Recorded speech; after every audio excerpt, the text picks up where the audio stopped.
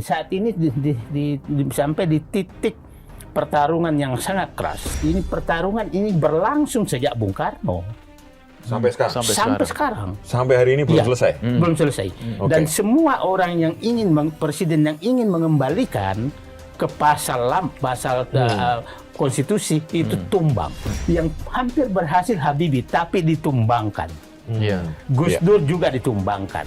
Sekarang Pak Prabowo, apakah dia mau mengalah atau ditumbangkan atau tumbang? Itu titik kita sekarang.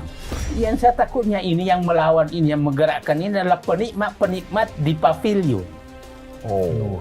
Bukan pemiliknya. Kalau Pak Prabowo waktu saya ketemu, dia menyatakan itu selama 20 tahun 15.000 triliun. 15.000 hanya under invoice. Yang saya sangat sayangkan, kabinetnya nggak menjelaskan. Nggak ada yang menjelaskan itu ya? Menjelaskan, betul. Siapa tahu memang dia pelaku.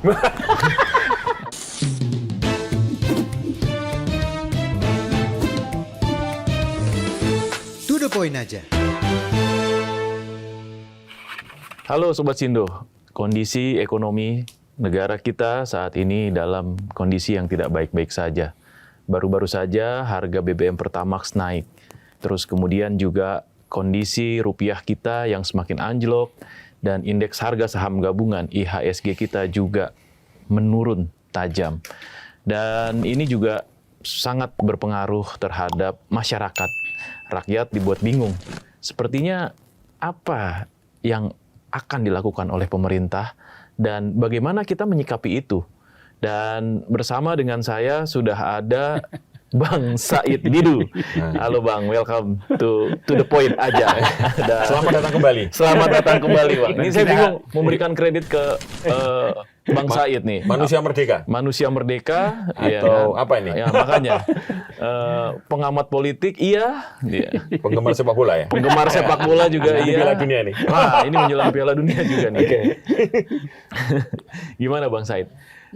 Melihat fenomena yang terjadi saat ini ya di Indonesia, banyak rakyat yang pesimis gitu dengan kondisi kita saat ini. Ini mau dibawa kemana sih sebenarnya? Apa yang salah dari pemerintah kita saat ini kalau bisa dibilang ya? Saya memaklumi yang dihadapi rakyat dan saya memaklumi keresahan rakyat. Tapi rakyat harus paham sekarang. Saya menyatakan bahwa bangsa Indonesia memang kalau kanker tuh masuk stadium 4. Wah, ya udah gawat itu, Bang. Ya, stadium 4. Stadium 4 tuh pilihannya adalah amputasi terhadap sumber kankernya. Yes. Nah, yang paling bahaya adalah kalau sudah menyebar. Sepertinya sudah menyebar. Sudah menyebar kemana-mana sehingga tapi kalau dibiarkan ini tinggal menghitung hari meninggal. Negara ini bubar. Kalau dibiarkan. Nah, sehingga menurut saya pilihannya memang adalah operasi kemo yang sangat keras dan pilihannya adalah minimal pingsan, paling jauh koma. Nah, itulah kondisi bangsa kita sekarang. Nah, terserah pemerintah mau memilih yang mana. Apakah membiarkan sehingga menunggu waktu lagi akan masuk bubar? Ataukah mau memperbaiki? Saya melihat sekarang Pak Prabowo ingin memilih memperbaiki. Sehingga jangan heran kalau terjadi istilah saya pingsan atau koma. Bangsa kita pernah kan begini, saat ini sampai di titik pertarungan yang sangat keras antara pihak-pihak yang ingin melanjutkan masa ekonomi pembangunan masa lama yang betul-betul mementingkan investasi dengan masa yang ingin mengembalikan pengolahan ekonomi sesuai dengan pasal 33 Undang-Undang Dasar 45 sesuai dengan konstitusi. Itu pertarungan. Dan ini pertarungan ini berlangsung sejak Bung Karno. Sampai sekarang? Sampai sekarang. Sampai hari ini belum selesai? Belum selesai. Dan semua orang yang ingin, presiden yang ingin mengembalikan ke pasal konstitusi itu tumbang. Semua. Bung Karno juga begitu. Pak Harto juga begitu.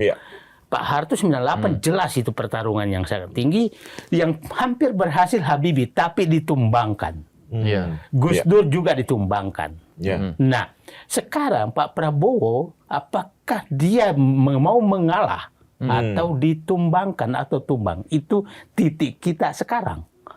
Nah, jadi kita harus hati-hati betul, karena kalau dulu pengambilan aset negara ini masih di bawah tanah, sekarang di atas tanah sudah. Oh, Iya. Di atas tanah, dan di bawah tanah itu kan rakyat juga nggak bisa ngambil batu bara, nggak bisa ngambil minyak, nggak bisa. Nah, nggak bisa ngambil hutan yang kayunya besar.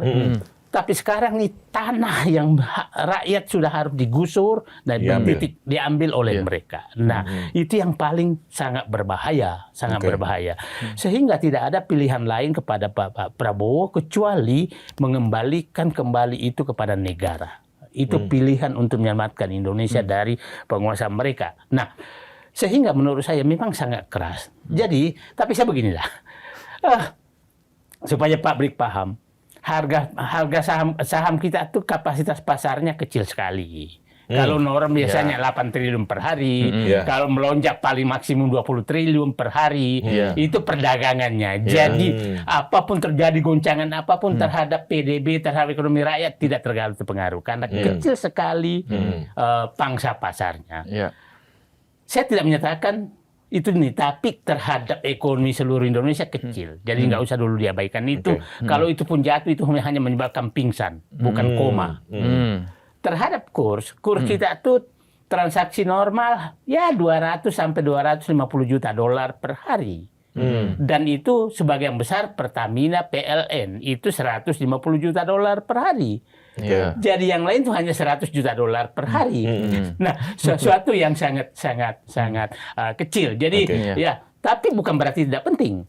Nah, nilai tukar yang sangat penting karena terkait dengan kebutuhan dasar manusia. Ya kan? Betul. Nah, saya menyatakan Pak Prabowo menurut saya strategi sudah bagus bahwa amankan dulu pangan baru melakukan operasi.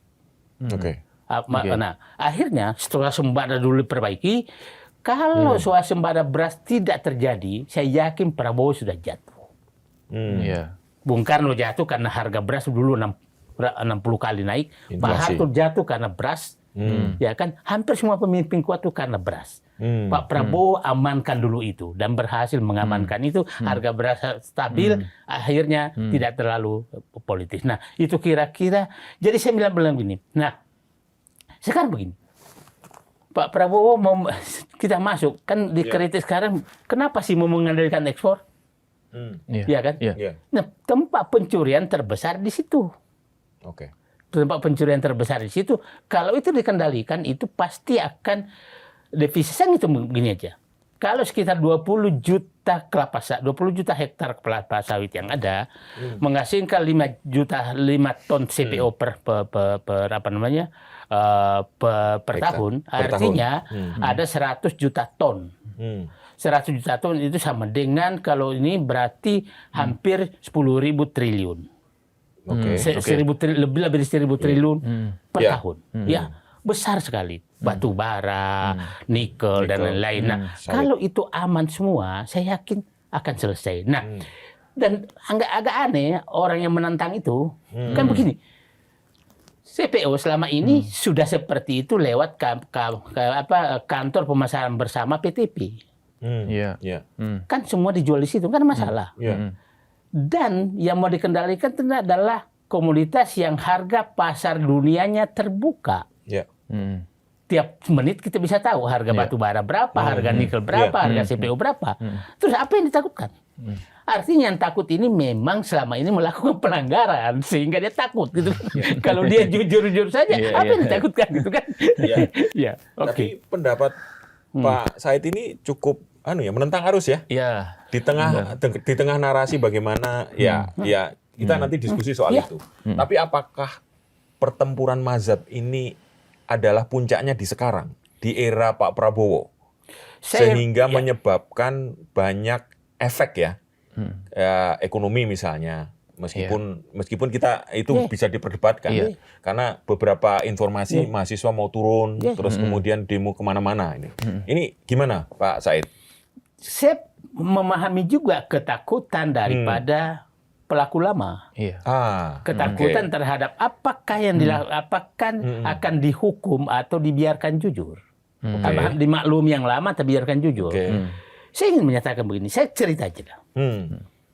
Ada oligarki sebenarnya yang sedang ditahan, nggak usah sebutkan namanya. Pelanggaran dia itu sebenarnya kalau dihitung 104 triliun. Sejak dia melakukan penambangan di luar. Pemaklumannya okelah, dendanya saja 4,5 triliun dibayar. Bayangkan dari 104 triliun ke 4 triliun, kan 100 triliun dia udah dapat dong.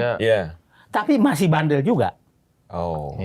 Dia hanya mau bayar 300 miliar, udah tangkap aja.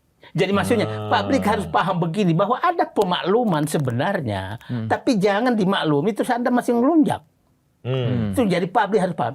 104 triliun harusnya dianggap bahwa pelanggarannya saja lah 4 triliun.